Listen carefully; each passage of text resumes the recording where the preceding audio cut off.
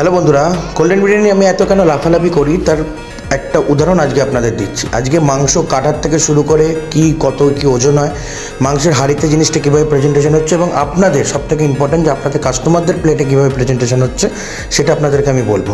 তো দেখতেই পাচ্ছ একদম সকাল সকাল বাজারে চলে এসেছি, যেখান থেকে গোল্ডেন বিরিয়ানির মাংস যায়। এছাড়াও আরও একটি দোকান আছে, সেখান থেকেও কিন্তু মটন আসে।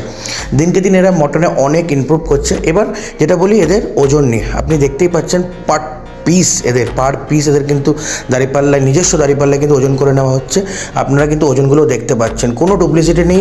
যে কোনো কাস্টমার বলুন, ফুড ব্লগার বলুন আর কম্পিটিটার বলুন, সবাই অলওয়েজ ওয়েলকাম রান্না করে, কারণ এদের সব কিছুই একদম দেখতে পাচ্ছেন ওপেন, খোলা, কোনো ঢেকে রেঁধে কিছু করা হয় না বা কোনো কিছুর পেছনে কিছু করা হয় না। এবার আসি হাঁড়ির গল্পে।